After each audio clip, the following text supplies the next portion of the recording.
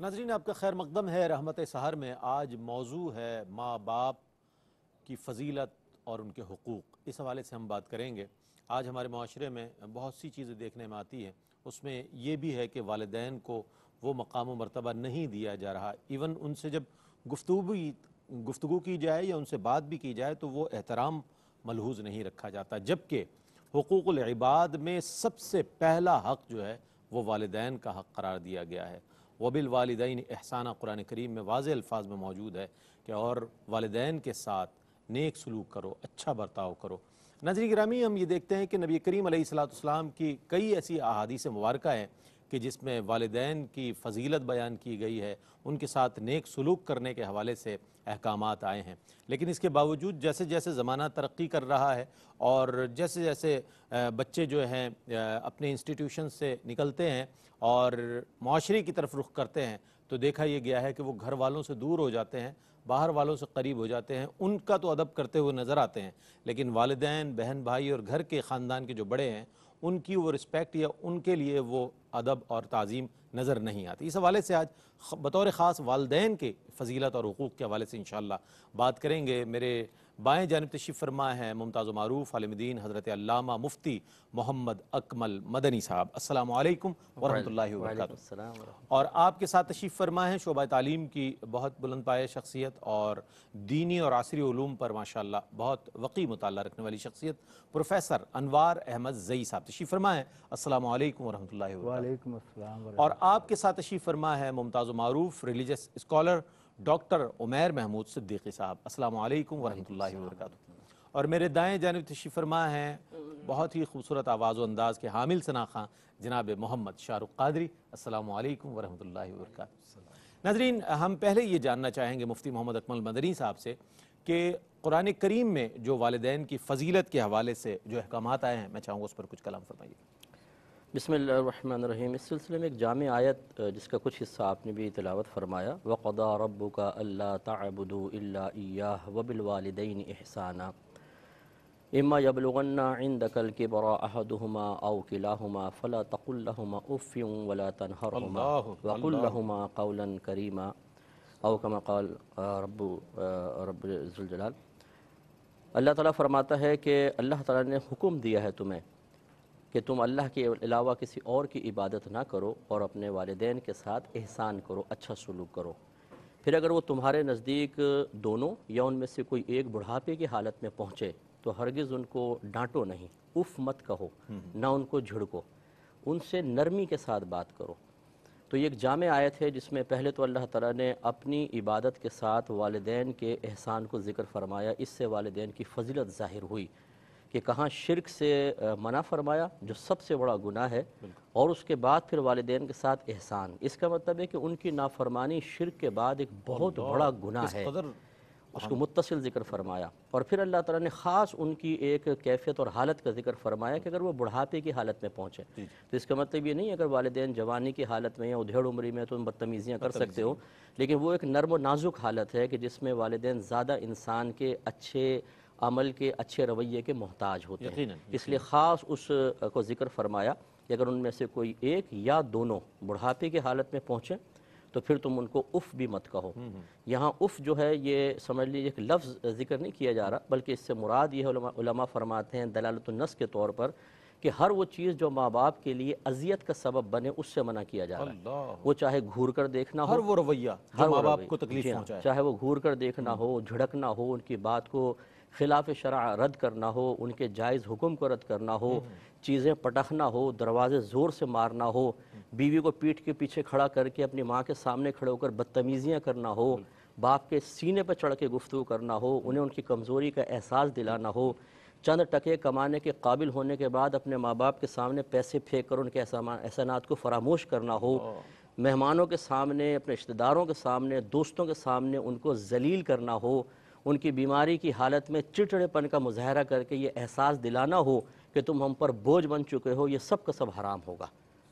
اور اللہ تعالیٰ اور پھر مزید ارشاد فرمایا کہ اف بھی مت کہو اور نہ ان کو ڈانٹو، سخت لہجہ نہیں، حالانکہ اف میں ڈانٹ کا پہلو بھی ہے، علیحدہ ذکر فرمایا ڈانٹو نہیں بلکہ ان سے نرم بات کرو۔ ہو سکتا ہے ماں باپ کو ایسی بات کہیں جو غلط بھی ہے، فرض کر لیں اس لیے سرکار نے فرمایا کہ جب کسی نے پوچھا یا رسول اللہ، سرکار نے والدین سے احسان کا سلوک کا ارشاد فرمایا تو پوچھا اگرچہ وہ ظلم کریں، سرکار نے 3 دفعہ دہرایا اگرچہ وہ ظلم کریں، اگرچہ وہ ظلم کریں، اگرچہ وہ ظلم کریں۔ تو اس کو یہ سمجھنا چاہیے۔ تو انشاءاللہ اگر ہم ان آیات کو ذہن میں رکھیں تو ماں باپ کی عظمت دل میں پیدا ہوتی ہے اور رویے بہتر ہوتے ہیں۔ بہت اچھی بات۔ ناظرین گرامی، بہت مختصر وقت میں بہت جامع کلمات ارشاد فرمایا مفتی صاحب نے۔ اب یہ بھی دیکھا گیا ہے کہ گھر میں 2 گروپس بن جاتے ہیں، ایک گروپ والد کی طرف ہو جاتا ہے، دوسرا گروپ والدہ کی طرف ہو جاتا ہے۔ اب اس میں دونوں کی تعظیم جو ہے وہ اولاد پر لازم ہے۔ اس حوالے سے ہم یہ جاننا چاہیں گے پروفیسر انوار احمد زئی صاحب سے کہ سر یہ فرمائیے گا کہ والدین میں رتبے کے مرتبے کے لحاظ سے کوئی فرق ہے یا دونوں کے مراتب جو ہے وہ ایک جیسے ہیں؟ بسم اللہ الرحمن الرحیم۔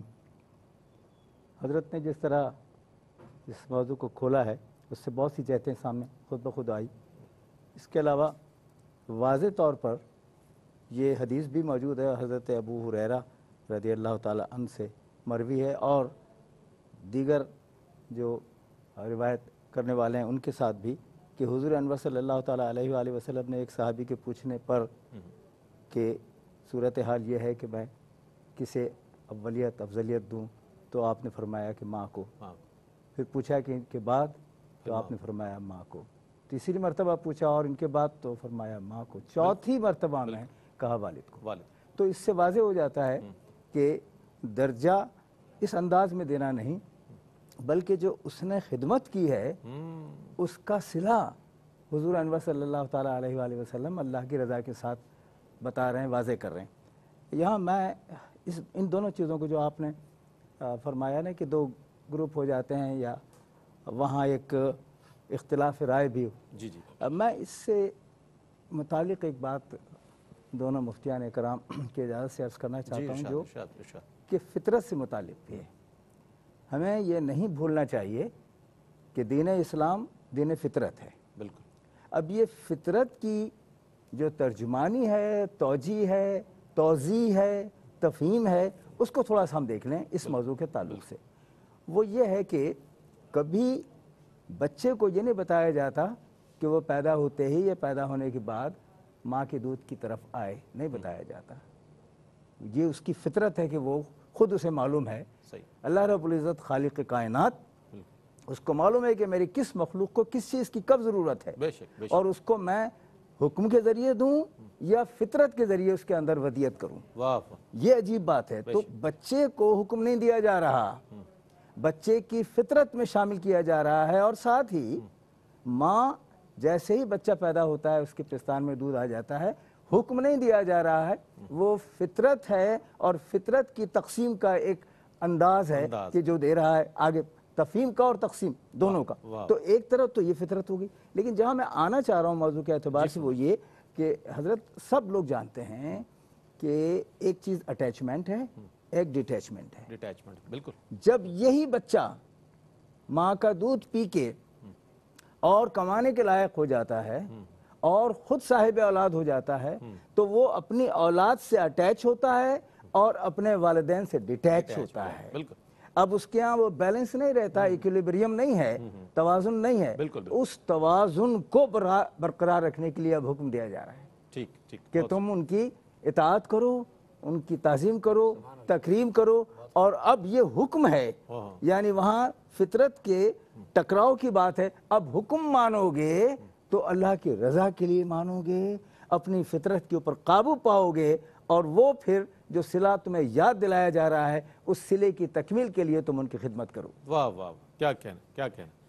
ناظرین گرامی، اس سلسلے میں مزید سوالات میرے پاس موجود ہیں، اور جس پہلو کی طرف سر نے اشارہ فرمایا ہے اس کو میں مزید آگے چاہوں گا کہ وضاحت ہو سکے اور مزید وہ مثالیں سامنے آ سکیں۔ حضرت عبداللہ ابن عمر رضی اللہ تعالیٰ عنہ نے دیکھا کہ ایک شخص اپنی ماں کو طواف کروا رہا ہے اپنی پیٹھ پر اٹھا کر، اور یہ شعر پڑھ رہا ہے کہ میں اپنی ماں کی سواری ہوں، اور جس طرح اونٹ کسی کے ڈرانے سے ڈر جاتا ہے میں بھی ڈر جاتا ہوں۔ ایسے میں اس شخص نے حضرت عبداللہ ابن عمر رضی اللہ تعالیٰ عنہما سے یہ کہا کہ اے عبداللہ بن عمر، کیا میں نے اپنی ماں کا حق ادا کر دیا؟ تو آپ جواباً ارشاد فرماتے ہیں کہ تو نے اپنی ماں کا ایک حق بھی اس طرح ادا نہیں کیا جس طرح تیرے لیے اس نے ایک آہ بھری ہے۔ تو ناظرین گرامی، والدین کے بڑے حقوق ہیں، بڑی فضیلت، اس حوالے سے مزید بات کریں گے۔ ایک مختصر سا وقفہ ہے، وقفے کے بعد لوٹیں گے۔ مجھے امید ہے آپ کا اور ہمارا ساتھ رہے گا۔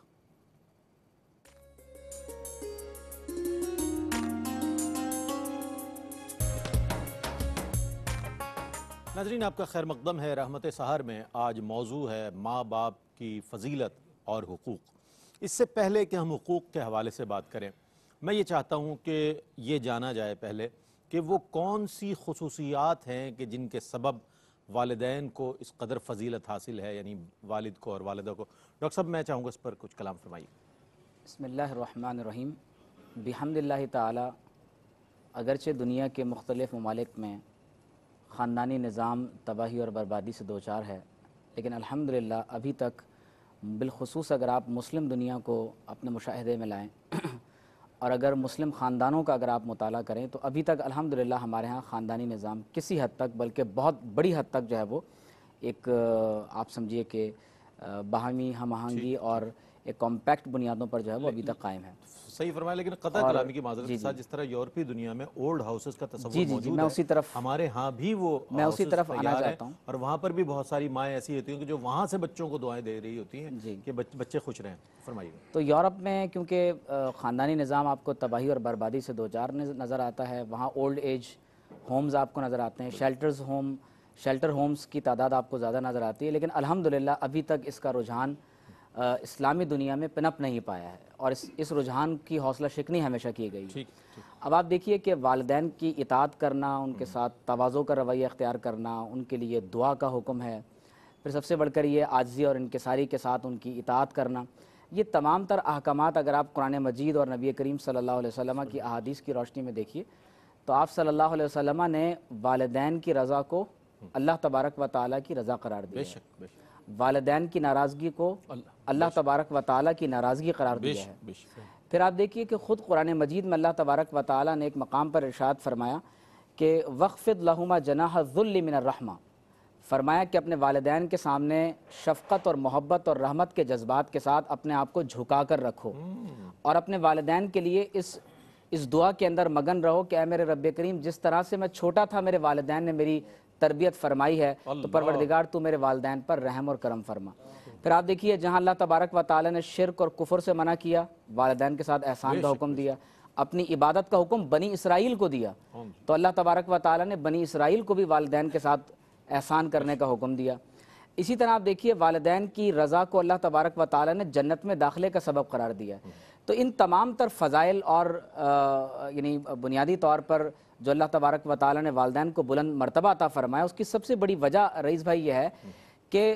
والدین اس اولاد کو دنیا میں لانے کا سبب بنتے ہیں۔ بے شک۔ اس لیے مفتی صاحب بھی تشریف فرمائیں کہ ہمارے ہاں علماء نے یہ بات لکھی ہے احادیث کی روشنی میں کہ قصاص کے اندر باپ کو کبھی بھی اولاد کے بدلے میں قتل نہیں کیا جائے گا، لا یقاد الوالد بولدہ،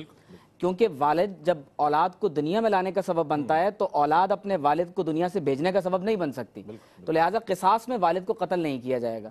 اب آپ دیکھیے کہ یہ تمام تر شرعی احکامات اور نبی کریم صلی اللہ علیہ وسلم نے جو تمام تر رحمتیں، برکتیں اور عزتیں والدین کے تناظر میں بیان فرمائی ہیں، اسی لیے ابراہیم علیہ السلام اپنے والد مکرم کے لیے دعا فرما رہے ہیں کہ ربنا اغفر لی ولی والدیہ وللمؤمنین یوم یقوم الحساب۔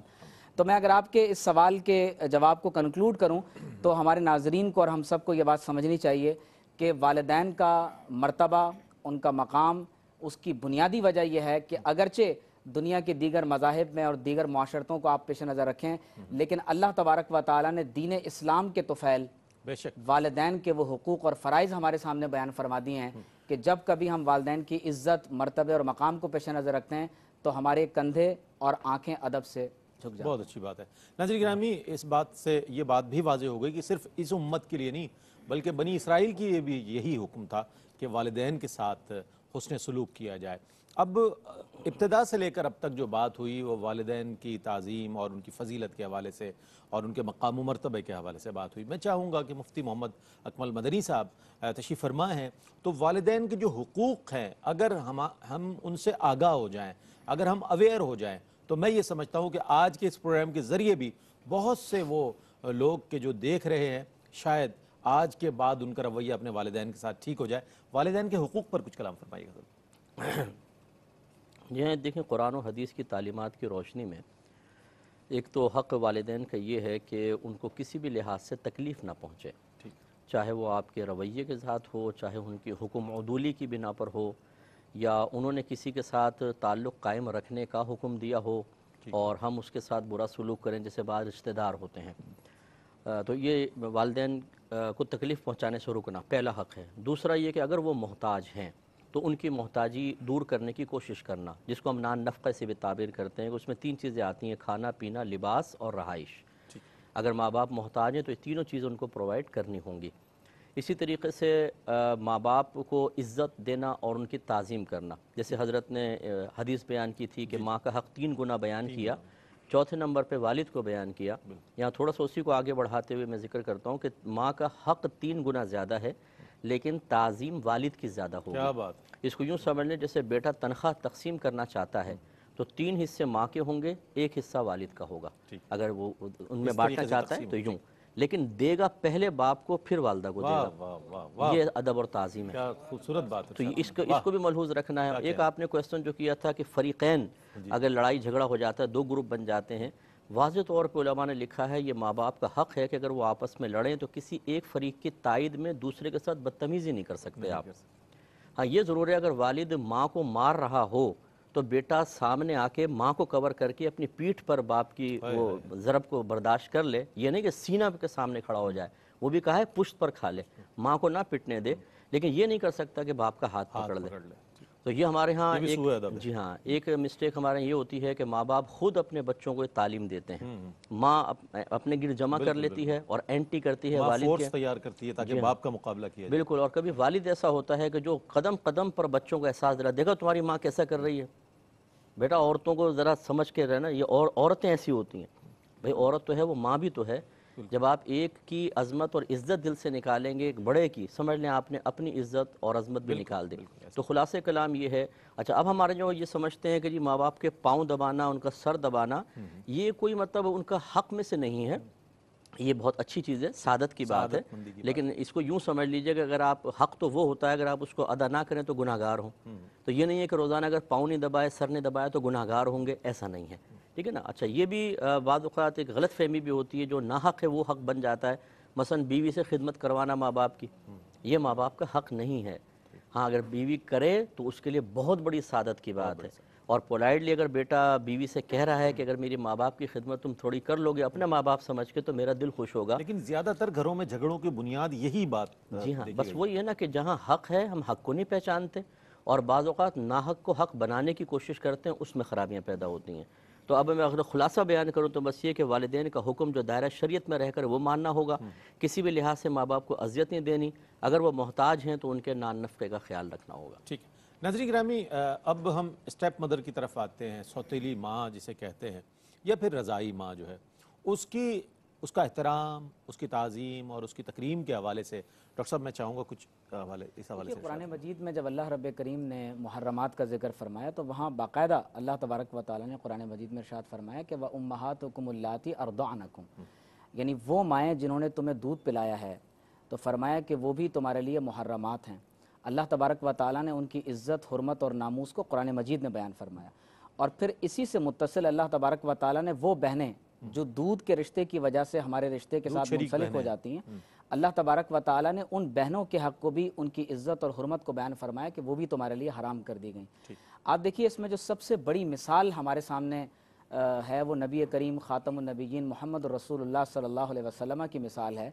کہ جب آپ صلی اللہ علیہ وسلم کی والدہ ماجدہ نے آپ صلی اللہ علیہ وسلم کو رضاعت کے لیے حضرت حلیمہ سعدیہ رضی اللہ تعالی عنہا کے سپرد کیا،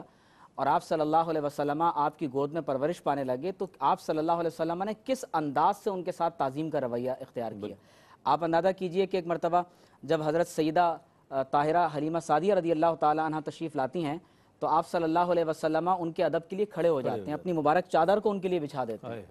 تو آپ صلی اللہ علیہ وسلم نے اس ادب اور تعظیم کا مظاہرہ کر کے یہ بتایا ہے کہ جب رضائی والدہ کے لیے یہ عزت، ادب اور حرمت ہے، یہ امت کی تعلیم ہو رہی ہے، یقینی طور پر جو ہماری سگی ماں ہے کہ جس کے بطن سے ہم پیدا ہوئے ہیں، تو یقینی طور پر اس کا مقام اور مرتبہ بہت جو ہے وہ بلند ہے۔ اسی طرح سے آپ دیکھیے کہ آپ کی جو ہمشیرہ ہیں جو رضائی رشتے سے آپ کی والدہ یعنی رضائی والدہ سے آپ کے رشتے میں آتی ہیں، تو حضرت شیمہ رضی اللہ تعالیٰ عنہ، تو ان کے بارے میں بھی اگر آپ دیکھیے تو آپ صلی اللہ علیہ وسلم نے کس قدر یعنی عزت اور تعظیم کا رویہ بعض اوقات جو احادیث کی کتب میں ملتا ہے کہ ایک جنگ کے نتیجے میں جب آپ حضور کی بارگاہ میں حاضر ہوئیں تو کس طرح سے آپ صلی اللہ علیہ وسلم نے ان کے ساتھ ادب اور تعظیم کا معاملہ فرمایا۔ تو غرض یہ کہ جس طرح سے اللہ تبارک و تعالیٰ نے ایک سگی ماں کا حق ہمارے لیے بیان فرمایا ہے، اسی طرح سے قرآن مجید میں اس کی حرمت اور ناموس کو بیان کیا، اور نبی کریم صلی اللہ علیہ وسلم نے بالخصوص ایک رضائی والدہ کے ساتھ جو اس کا حق ہے کہ اگر اس کے دودھ کا ایک رشتہ آپ کے ساتھ قائم ہوا ہے تو یقینی طور پر وہ دودھ جو ہماری رگوں کے اندر ایک رضائی والدہ کو دوڑتا ہے تو اس کی حرمت اور اس کی عزت کا پاس رکھتے ہوئے ہمیں اس کے بھی حقوق کا خیال کرنا چاہیے۔ ناظرین گرامی، ہم نے یہ بھی دیکھا ہے کہ بہت سے ایسے لوگ ہیں کہ جو اپنے والدین سے اس قدر یعنی کہ دور ہیں، یا تو اوورسیز میں ہیں، سمندر پار ہیں، یا یہاں ہوتے ہوئے بھی ملنا ان سے نہیں گوارا کرتے، اور یہ جناب جو ان کے ایکسپینڈیچر ہے وہ کسی بھی طرح ان کا پورا کر دیتے ہیں جو ان کے اخراجات ہیں۔ لیکن بعض چیزیں ایسی ہوتی ہیں، بعض پوائنٹس ایسے ہوتے ہیں کہ جس پر ان کا اتفاق نہیں ہوتا والدین سے، اور والدین سے وہ قطع تعلق کر لیتے ہیں۔ اس کے باوجود ایسے سوالات بھی بہت سے آتے ہیں، جناب عبادت تو کر رہے ہیں لیکن والدین کے ساتھ ہمارا یہ معاملہ ہے۔ اس حوالے سے فرمائیے گا مفتی صاحب کہ ماں باپ اگر غلطی پر ہوں تو کیا ایسی صورت میں والدین سے جو ہے ترک کیا جا سکتا ہے تعلق؟ کس طرح کا تعلق روا رکھنا چاہیے؟ ایک وقفہ ہے، وقفے کے بعد جب لوٹیں گے انشاءاللہ تو مفتی محمد اکمل مدنی صاحب ہمارے سوال کا جواب دیں گے۔ آپ ہمارے ساتھ رہیے گا۔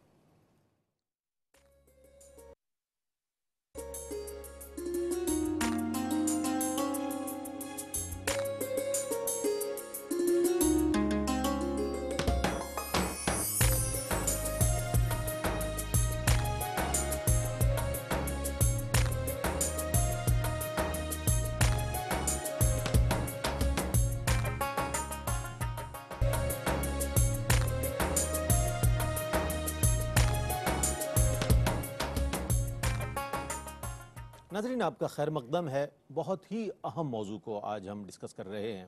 والدین کی فضیلت اور ان کے حقوق کے حوالے سے بات ہو رہی ہے۔ میں نے گزارش یہ کی تھی کہ آیا والدین اگر بالفرض کسی غلطی پر ہوں تو کیا ان سے ترک تعلق کیا جا سکتا ہے؟ یہ ایک بہت ایسا سوال نہیں ہے کہ ایسا ہوتا نہیں ہے، ایسا ہوتا ہے ہمارے معاشرے میں۔ تو میں نے اسی لیے سوال پیش کیا تھا مفتی صاحب کی خدمت میں۔ میں حضرت سے گزارش کرتا ہوں، حضرت وہ بیچ میں نہیں تھے، وہ تشریف لے گئے تھے، تو میں چاہوں گا کہ آپ جواب دیں۔ جی آپ کی عنایت تعمیل حکم میں بھی، لیکن میں یہ عرض کروں، پہلی بات آپ کے اس سوال کے دو حصے۔ جی فرمائیے۔ ایک تو یہی ہے کہ اگر والدین میں سے کوئی ایسا کام کرنے کے لیے کہے کہ جو شریعت کے مطابق نہیں ہے تو اس کے جواب میں کیا کیا جائے، ایک پہلو تو یہ ہے۔ اور دوسرا، غالباً آپ نے سوال کا ایک حصہ یہ بنایا تھا کہ وہ پیسے دے دینا اور ان کو کوئی چیز پہنچا دینے یہ کافی ہے، اور یہ سمجھ لینا کہ ہم نے اپنا کام مکمل کر دیا۔ یہ دو پہلو ہیں۔ تو پہلے والے پہلو پر جلدی سے میں آتا ہوں، اور اس میں حضرت سعد بن مالک کا واقعہ سامنے ہے۔ وہ خود اپنے لیے لکھتے ہیں کہ میں اپنی والدہ کا بے حد احترام کرتا تھا، خدمت کرتا تھا، ان کی جنبش نگاہ کے مطابق میں اپنے سارے معمولات مرتب کیا کرتا تھا۔ کیا بات ہے، سبحان اللہ۔ لیکن جب مجھے نور مل گیا، روشنی مل گئی، ہدایت مل گئی، اور میں اس طرف آ گیا اور میں قبول اسلام کی ایمان کی دولت مسلمان ہو گیا، تو ایسی صورت میں ان کو یہ چیز گوارا نہیں تھی۔ انہوں نے تاکید کی اور مجھے مجبور کرنے کی کوشش کی کہ میں اس راستے سے ہٹ جاؤں، تو میں نے ان کی بات نہیں مانی اور میں نے انہیں قائل کرنے کی کوشش کی۔ وہ قائل نہیں ہوئیں اور جب مجھ پر کرتی رہیں، لیکن میں صلہ رحمی کرتا رہا، ان کی خدمت کرتا رہا، ان کے آگے جھکتا رہا اور بتاتا رہا کہ میں راہ راست پر ہوں، خدا کے لیے آپ بھی آ جائیں۔ تو انہوں نے پھر ایک اور طریقہ اختیار کیا، انہوں نے کھانا پینا چھوڑ دیا، اور 3 دن کے فاقے پر اطراف کے لوگ یہ کہنے لگے کہ یہ مر جائیں گی اور ان کا قتل تم پر ہوگا۔ تو یہ بتاتے ہیں کہ میں پھر رویا اور میں نے ان کے پاؤں پکڑ کے کہا کہ اماں، ہر کام کر سکتا ہوں، یہ راستہ نہیں چھوڑ سکتا، اب فیصلہ تمہیں کرنا ہے کہ کیا چاہتی ہو، تب جا کے دیکھیں۔ تو دونوں چیزیں، اس لیے کہ یہ بات کہہ دی گئی ہے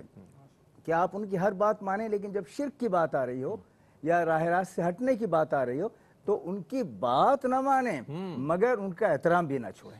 ایسے ہی کرتے رہیں۔ تو ان دونوں چیزوں کو سامنے رکھا، اور اس پر جلدی سے میں آ کے مکمل کرتا ہوں اپنی بات کہ یہ جو طریقہ ہے نا کہ ہم نے تو انہیں چیز دے دی اور ہم بری ہو گئے، ایک طرح سے ان کی ذمہ داری تھی پہنچا دی، یہ تو ہے ہی نہیں۔ دیکھیے یہ مغرب کا اثر ہے ہم پر۔ بالکل مغرب میں فیملی انسٹیٹیوشن جو ہے نا، ادارہ گھرانہ، وہ ختم ہو رہا ہے۔ ان کے یہاں تو یہ ہے کہ جہاں بوڑھا ہوا یا بوڑھی ہوئی والدہ، انہوں نے ان میں ڈال دیا، اولڈ ان میں ڈال دیا اور پیسے دے دیے، اور سال میں ایک دن منا لیا، اب ایک دن ماں کا ہو گیا، ایک دن باپ کا ہو گیا، وہ اس ہے، پر اور گلدستہ پیش کر دیا جناب، واہ واہ، اور پیسے دے دیے۔ یہ کیا میں اس پر ختم کروں کہ جناب ایسا ہی جب ایک ماں سے پوچھا کہ یہ تمہیں تو پیسے دے دیتا ہے، مغرب کی ایک ماں سے تحریر ہے، تو پھر کیا ہے؟ تو اس نے کہا نہیں، اس میں اس کا قصور نہیں ہے، جب اسے پیسوں کی ضرورت تھی ہاسٹل میں کہیں اور تربیت میں نے نہیں کی، اس کی ضرورت پیسے سے میں پوری کرتی رہی، تو اس میں اب اس کا جواب یہ آ گیا۔ ہمارے ہاں ایک بنت کی بات ہے، ہمارا خاندان، ہمارا گھرانہ بنت کا استعارہ ہے کہ ایک طرف تربیت ہو رہی ہے، بچہ سیکھ رہا ہے کہ میری ماں میری دادی سے کیا سلوک کر رہی ہے، یا میرا باپ میرے دادا سے کیا کر رہا ہے، تاکہ کل جب وہ باپ بنے اور اس کا جو باپ ہے وہ دادا بنے تو اسی انداز ریسیپروکلی وہ پھر اس کے ساتھ بیہیو کرے۔ تو یہ دونوں چیزوں کو سامنے رکھ کے میں یہی بات عرض کروں گا کہ دین فطرت کے ان تقاضوں کو سامنے رکھ کے سمجھیں کہ ہماری زندگی کی جو تعمیر ہے، بنت ہے، اور اس کا جو خمیر ہے، وہ یہ ساری ہدایات ہیں جن پر ہمیں عمل کرنا ہے۔ بہت اچھی بات۔ اب یہاں بات یہ آئی ناظرین کہ صرف فائنینشلی سپورٹ جو ہے، جو مالی مدد ہے، وہ کافی نہیں ہے ماں باپ کی خدمت اور ان کی تعظیم و تکریم اور ان کے ہر طریقے کے جو مسائل ہیں ان کو حل کرنے کے لیے اولاد کی کیا ذمہ داریاں ہیں۔ میں چاہوں گا یہ، چونکہ جیسے جیسے بڑھاپے کی دہلیز تک والدین جاتے ہیں تو ظاہر ہے ان کے قوا بھی اس انداز کے نہیں رہتے، اور ظاہر ہے جسمانی طور پر بھی کمزور ہو جاتے ہیں، وہ بیماریاں بھی لاحق ہو جاتی ہیں، بہت سارے مسائل درپیش ہوتے ہیں۔ میں چاہوں گا ڈاکٹر صاحب اس پر کچھ کلام فرمائے گا، اور جو ذمہ داریاں مزید ان کو کس طرح پورا کرنا چاہیے اولاد کو؟ رئیس بھائی، آپ اس سے اندازہ کیجئے کہ جب جہاد فرض کفایہ ہو، اس صورت میں نبی کریم صلی اللہ علیہ وسلم نے جہاد پر جانے کے بجائے اگر انسان کے والدین بوڑھے ہوں تو ان کی خدمت کو فرض قرار دیا اور فرمایا کہ اس کو ترجیح دی جائے۔ پھر آپ دیکھیے کہ نبی کریم صلی اللہ علیہ وسلم نے جس خوبصورتی کے ساتھ والدین کے حقوق کو، ان کے فرائض کو اللہ تبارک و تعالی نے قرآن مجید میں بیان فرمایا، خاص طور پر وہ آیت مبارکہ جس کو ابتدا میں قبلہ مفتی صاحب نے بھی اس کی تلاوت فرمائی کہ اللہ تبارک و تعالی نے والدین کے ساتھ احسان اور حسن سلوک کے ساتھ ساتھ خاص طور پر جب اس بات کو بیان فرمایا کہ جب وہ بڑھاپے کی عمر کو پہنچ جائیں تو فرمایا کہ انہیں اف نہ کہو، ان کو جھڑکا مت کرو، اور فرمایا کہ ان کے ساتھ اچھی بات کیا کرو۔ اور پروفیسر صاحب نے بھی جس آیت مبارکہ کا ریفرنس جو ہے وہ یہاں پر یعنی قرآن مجید کے تناظر میں پیش کیا ہے، تو اس میں بھی آپ دیکھیے کہ والدین کی اطاعت کو کس قدر خوبصورتی کے ساتھ بیان کیا جا رہا ہے کہ اگر شرک کے ما سوا والدین کوئی حکم دیتے ہیں تو آپ نے اس کی اطاعت تو کرنی ہے، لیکن اگر اللہ تبارک و تعالیٰ کے ساتھ نعوذ باللہ شرک کرنے، کفر کرنے یا کسی ایسی بات کا والدین حکم دیتے ہیں جو شریعت اسلامیہ کے خلاف ہو تو اس وقت والدین کی اطاعت نہیں کی جائے گی۔ لیکن کیا اس وقت ہم نعوذ باللہ من ذالک والدین کی توہین کرنے لگیں گے؟ اور یہاں پر میں پھر دوبارہ اس بات کو بیان کروں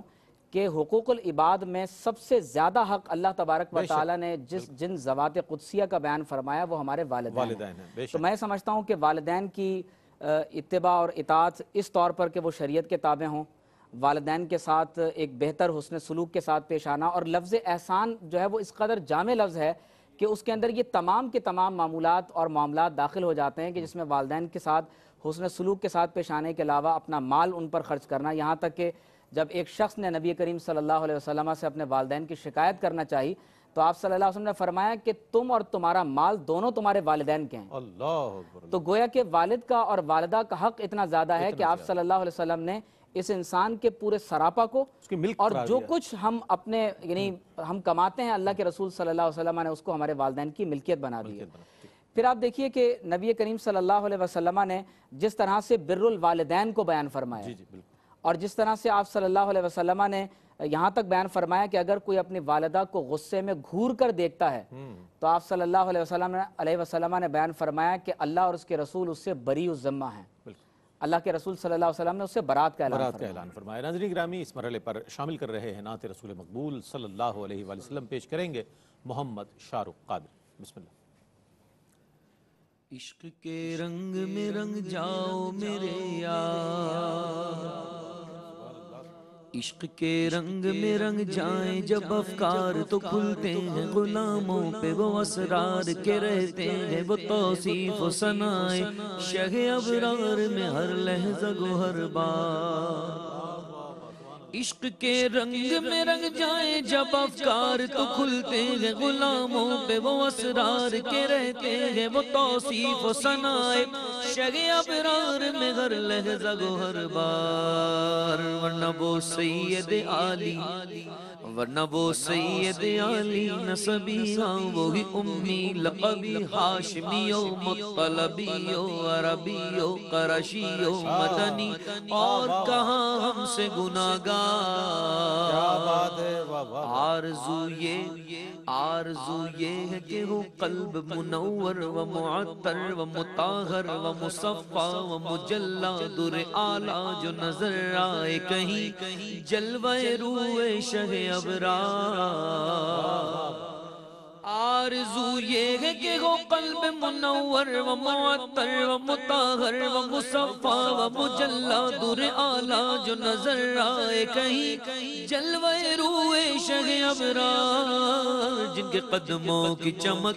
جن کے قدموں کی چمک چاند ستاروں میں نظر آئے، جدھر سے وہ گزر جائے وہی راہ چمک جائے دمک جائے، چمک جائے دمک جائے مہک جائے، بنے رونق گلزار،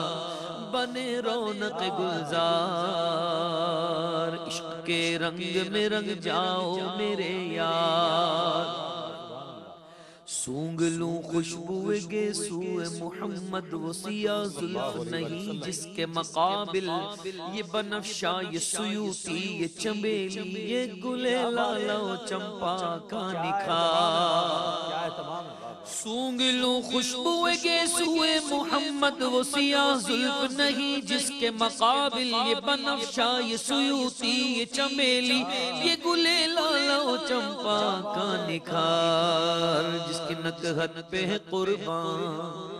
جس کی نکہت پہ ہے قربان گلو برگ و سمن نافع آہو ختن باد چمن بو چمن ناز چمن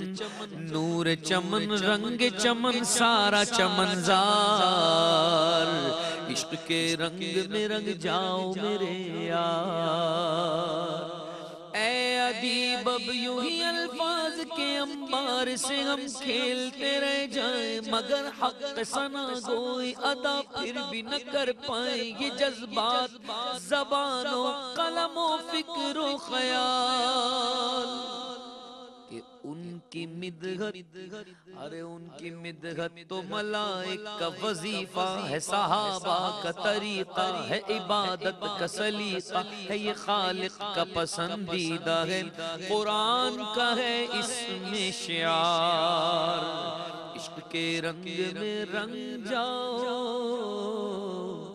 میرے۔ کیا بات ہے، سبحان اللہ سبحان اللہ سبحان اللہ۔ بارگاہ رسالت مآب صلی اللہ علیہ وآلہ وسلم میں سید حسین علی ادیب رائے پوری رحمۃ اللہ علیہ کا لکھا ہوا خوبصورت نعتیہ کلام پیش کر رہے تھے جناب محمد شاہ رخ قادری۔ ناظرین گرامی، اس مرحلے پر وقفے کی جانب بڑھ رہے ہیں، وقفے کے بعد لوٹیں گے، مجھے امید ہے آپ کا اور ہمارا ساتھ رہے گا۔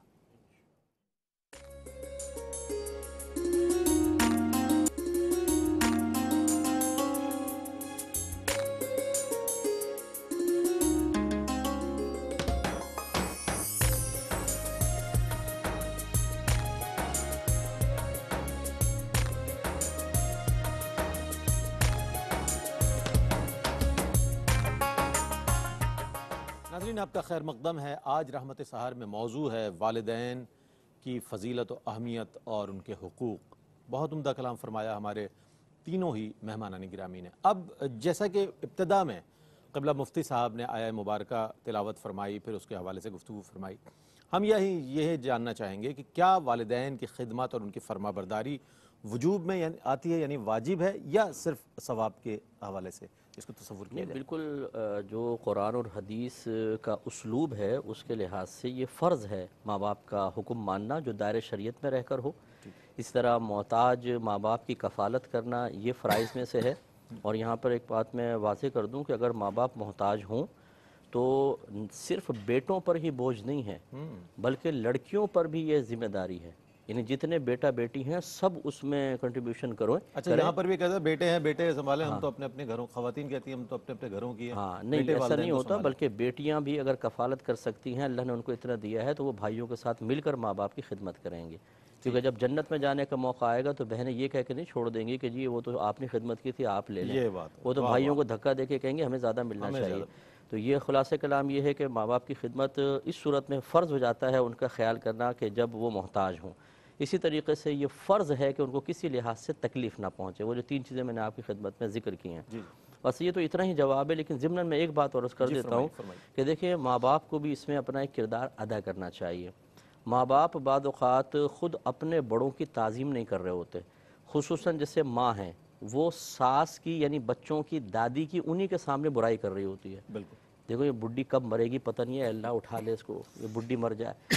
اب وہ بچے سن رہے ہیں کہ جی دادی جان کے بارے میں ایسا ہو رہا ہے، پھپھیوں کے بارے میں ایسا ہو رہا ہے، تو وہ جو بڑوں کی عزت دل سے ہم خود نکال رہے ہوتے ہیں نا، تو پھر یہ کیسے ہو سکتا ہے کہ ہم خود بڑے بھی اپنی عزت ان کے دل میں باقی رکھ سکیں۔ اس کا نتیجہ نکلتا ہے بچے جرأت مند ہو جاتے ہیں، بعضوں کے بارے میں نیگیٹو سوچنے کے سلسلے میں تو وہ آپ کے بارے میں بھی سوچیں گے۔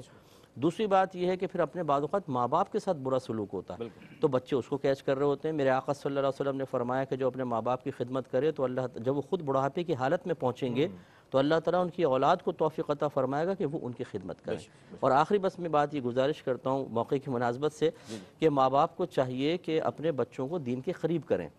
ہم پہلے دین سے دور رکھتے ہیں، لیکن جب بچے بدتمیزیاں کرتے ہیں تو اسی دین کو ڈھال بنا کر ہم اپنے لیے پروٹیکشن کا سامان فراہم کرنے کی کوشش کرتے ہیں۔ بیٹا قرآن نہیں پڑھا تم نے، حدیث نہیں پڑھی، اگر بچے جواب میں کہیں کون سے قرآن حدیث جس سے آپ نے خود ہمیں دور رکھا تھا، بالکل بالکل، تو یہ میں خدا نخواستہ بچوں کو باغی نہیں کر رہا ہوں، میں انتہائی دائرہ ادب میں گزارش کر رہا ہوں کہ ماں باپ کو چاہیے کہ اپنے بچوں کو دین کے قریب رکھیں گے تو اس دین کی تعلیم آپ کی عزت اور عظمت کی حفاظت کا سبب بنے گی۔ بہت اچھی بات۔ ناظرین گرامی یہ بات دیکھی گئی ہے، بالکل بلا مبالغہ یہ بات کہی جا سکتی ہے کہ جو لوگ دین سے قریب ہیں انہیں وہ تمام احکام کا علم ہے اور وہ کما حقو کوشش کرتے ہیں کہ اس کو پورا کیا جا سکے جو احکامات ہیں، لیکن جو ڈاکٹرز ہیں، جو انجینئر ہیں اور جو دیگر شعبوں میں سے متعلق لوگ ہیں، ظاہر ان پر دین کی وہ احکامات اس طرح واضح نہیں ہیں جس کے سبب اس طرح کی غلطیاں ہو جاتی ہیں۔ میں سر سے پوچھنا چاہوں گا، سر یہ فرمائیے گا کہ زمانے کا بھی تغیر و تبدل ہوتا ہے اور مختلف ادوار ہوتے ہیں، تو والدین اور بچوں کے ذہن میں بھی ظاہر فرق ہو جاتا ہے سوچ کا، تو اس سوچ کی جو تبدیلی ہے اس میں کس طرح مینیج کیا جائے؟ والدین کی بھی کیا ذمہ داری ہے اور اولاد کی بھی، کہ ایک احترام کا بھی جذبہ وہ ایک قائم رہے معاملہ اور والدین کی تعظیم بھی ہو اور خدمت بھی ہو سکے؟ بہت اہم سوال آپ نے کیا اور ریلیٹڈ ہے اس وقت، اور اس کو عمومی طور پر اصطلاحاً جو نام دیا جاتا ہے وہ جنریشنز گیپ بھی ہے، جنریشن گیپ، بالکل کہ جناب 2 جنریشنز یا نسلیں جو ہیں ان کے درمیان سوچ کا جو بعد ہے، جو فرق ہے، خلیج ہے، وہ کیا ہے اور وہ کیسے پاٹی جائے۔ پہلی بات تو یہ کہ ہے یا نہیں ہے، تو اس سے تو مفر نہیں ہے، اس لیے کہ صورتحال بدل رہی ہے، لیکن حضرت نے اتنی عمدہ بات فرمائی ہے کہ آپ پہلے انہیں بتائیں تو صحیح بالکل کہ ہدایت کا سرچشمہ ہے کیا۔ بالکل تو جب آپ شروع میں بتا دیں گے تو ان کی گھٹی میں وہ چیز پڑے گی کہ کس طرف جانا ہے کس طرف نہیں جانا، اور پھر وہ یہ کہیں گے کہ دیکھیں فکر کی 2 جہتیں ہیں نا، جدید ترین بات کے اوپر اگر اصرار کر رہا ہے کوئی بیٹا جس سے اتفاق نہیں کر رہا وہ باپ، کہ جو اس جدید ترین چیز کو اپنے ہاں جائز نہیں سمجھ رہا، وہاں باپ کو بھی یہ فیصلہ کرنا چاہیے کہ وہ اگر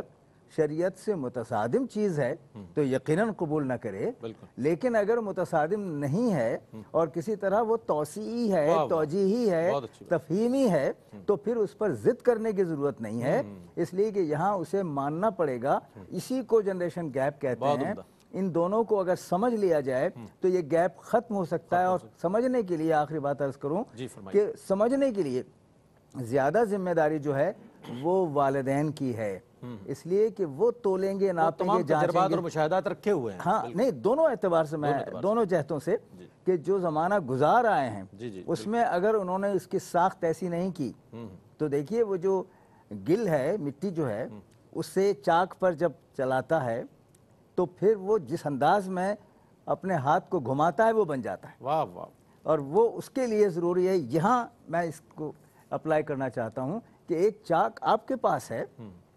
اور شریعت کا وہ نظام آپ کے پاس ہے، آپ شخصیت کی تعمیر اپنے بچوں کی کس انداز میں کر رہے ہیں، پہلی یہ شرط ہے۔ دوسری پھر شرط یہ ہے کہ آپ اگر تصادم کی کیفیت میں آ رہے ہیں تو اسے باور کرائیں کہ وہ دائرہ کون سا ہے جس سے باہر نہ وہ جا سکتا ہے نہ اسے جانا چاہیے۔ میں کنکلوژن کے طور پر یہ سوال ضرور شامل کرنا چاہوں گا آج کے اس پروگرام میں کہ ڈاکٹر عمیر محمود صدیقی صاحب یہ فرمائیں کہ آج سے پہلے جن لوگوں سے جو غلطیاں ہو گئیں آمدن یا سہون جس انداز میں بھی، یعنی والدین کے احترام، ان کی تعظیم، ان کے حوالے سے فرما برداری کے حوالے سے، آج کے بعد کیا پیغام دیجیے گا آج کے اس پروگرام کے حوالے سے کہ وہ لوگ دیکھیے ایک اپنی پیغام اصلاح تو کر میں لیں؟ والدین کو ایک حدیث شریف کی صورت میں دینا چاہتا ہوں کہ آپ صلی اللہ علیہ وسلم نے ارشاد فرمایا ادبوا اولادکم علی ثلاث خصال۔ آپ صلی اللہ علیہ وسلم نے فرمایا کہ اپنی اولاد کو 3 باتوں کا ادب ضرور سکھاؤ۔ فرمایا پہلی بات یہ کہ اپنے نبی کی محبت، اپنے نبی کے اہل بیت کی محبت اور تلاوت کلام مجید۔ اگر اولاد کو والدین اس نہج پر تربیت دے گی، پروان چڑھائے گی، تو یقیناً اولاد بھی آئندہ آنے والے وقتوں میں والدین کے لیے باادب بنے گی۔ اور دوسری بات یہ کہ جو بات خاص طور پر جس کی طرف آپ نے نشاندہی فرمائی ہے، تو میں بالخصوص اولاد کے لیے اور نوجوان لڑکے اور لڑکیوں کے لیے نصیحت کرنا چاہوں گا کہ وہ قرآن و سنت کے مطالعہ کریں اور اپنے آپ کو اللہ اور اس کے رسول صلی اللہ علیہ وسلم کی تعلیمات کے آگے۔ میں بہت شکریہ ادا کروں گا ڈاکٹر صاحب آپ کی تشریف آوری کا۔ سر آپ تشریف لائے آج کے اس موضوع کے حوالے سے، بہت عمدہ کلام فرمائے۔ ناظرین، آذان فجر کے وقفے کی جانب بڑھ رہے ہیں ہم۔ وقفے کے بعد جب لوٹیں گے تو آپ کے لائیو سوالات لیں گے۔ مفتی محمد اکمل قادری صاحب تشریف فرمائے ہیں، انشاءاللہ وہ آپ کے جوابات عنایت فرمائیں گے۔ اس کے بعد آخری سیگمنٹ میں آج کی دعا شامل کی جائے گی۔ وقفے پر جا رہے ہیں، وقفے کے بعد لوٹیں گے۔ مجھے امید ہے آپ کا اور ہمارے ساتھ رہے گا۔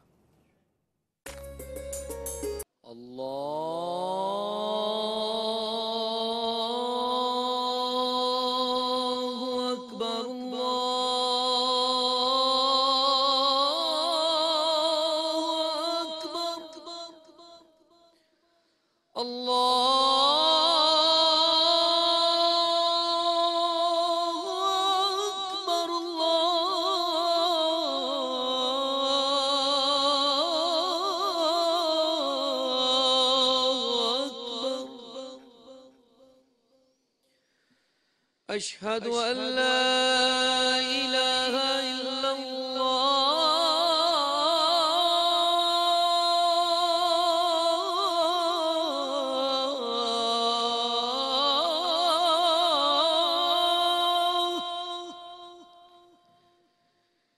أشهد أن لا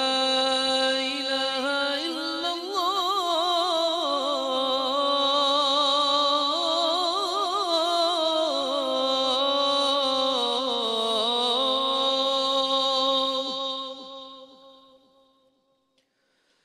أشهد أن محمد رسول الله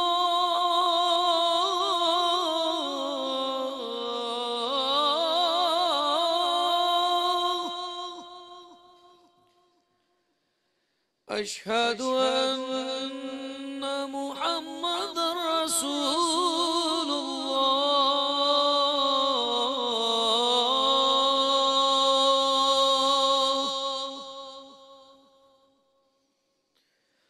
حي على الصلاة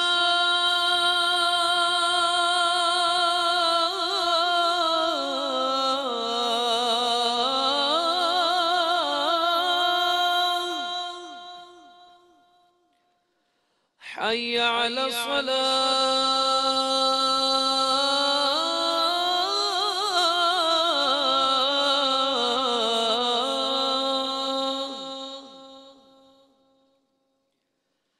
حي على الفلاح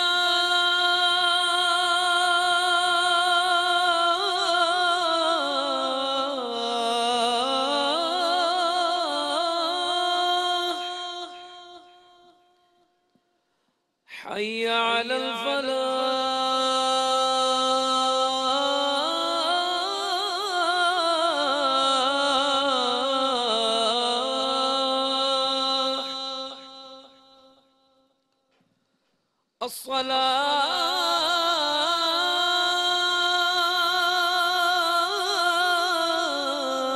الصلاة خير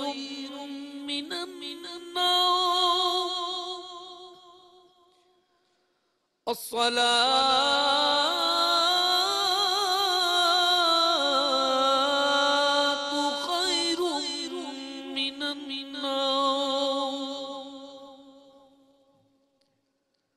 اللہ